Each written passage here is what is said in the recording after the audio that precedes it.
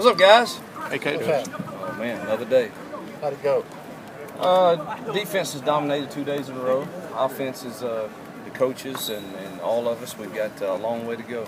We're not things we did this morning. You have to be able to protect to run those things, and we did not protect at all. And so we have to evaluate. Is that something we want to continue to work on to do? But we've got to get more effort out of us offensively right now. I mean, we had 2 real good days this week, and then yesterday and today both have been, pretty evident defense is way ahead and dominating. So we got a ways to go, but everybody does at this point. Is that typical for the defense to be? It's always typical for them to be ahead, but not quite as dominant as I think they were the last couple of days. I mean, we. Probably the plays we had scripted, half of them were, wasted reps for the receivers because there's, our quarterbacks don't even have time to go through their progression. What's the offensive tempo right now? I mean, you guys that's on our back burner thought. Yeah. We're depending on so many young kids, it seems like, at certain spots, and even ones that hadn't been with us, and the way we changed all of our stuff up. We just want to have a clear understanding of that before we even delve into that. Having said that about the line, the defense line, don't you figure that they could be that way against a lot of other teams too? Well, I hope so.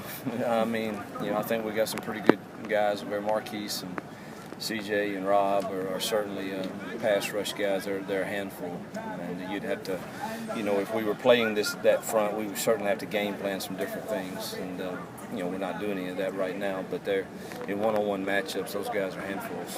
Is Robert out there? How is he? We had an MRI today at 11, so I don't know more then. But man, he had a phenomenal practice the last 2 days. So I'm sure prayed hard this morning that.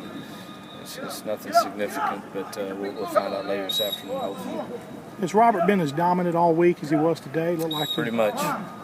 We can't our gap schemes. We can't back block because of him, and that causes us to have to change some things. And when you're installing, you want to just be able to run your stuff and teach it, and it just looks so bad that you get frustrated. He's a handful. Are you getting closer to knowing maybe who a starting center is, who a starting right tackle is? We've been going back and forth this week. It'll probably be another week, and we'll have to say this is who we're going with in the first group. But Fawn's been going with the first group until today. I think we made a switch back just to look at Robert there and being at center, I believe, and it's still too close to call. How's that competition going? Real good. It's. I mean, both are doing some good things, and both have a ways to go in some things, but. We kind of expected that, but that's what you want, great competition to develop some depth. Where are y'all repping T right now when he's healthy? T's a corner. I mean, first team, second team, where is he? I don't know. Defensively, we really don't have a, quote, first team. Yeah.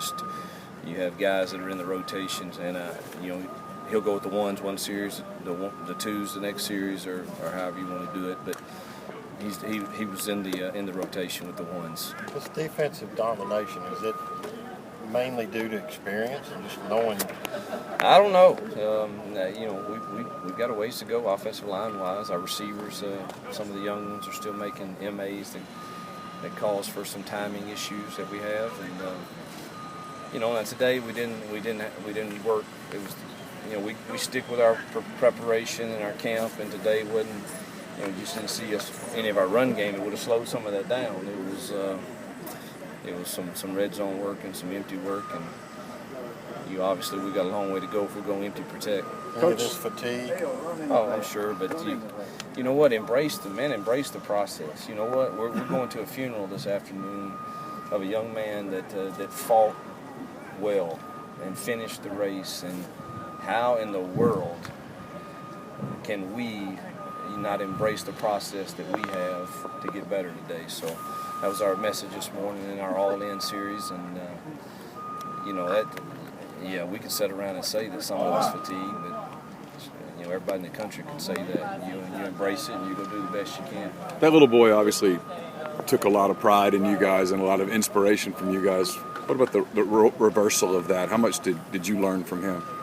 Well, anybody that watched him closely would certainly learn that he is a great testimony of, we have a saying around here, no test equals no testimony. He had more than his share of the tests, and he passed them with flying colors because of his attitude and his passion and his never give up spirit. And what better lessons that a young man like these on our team could learn, and what a great example he was of it. Coach, I was wondering if you had any thoughts on the new NCAA autonomy rule, good, bad?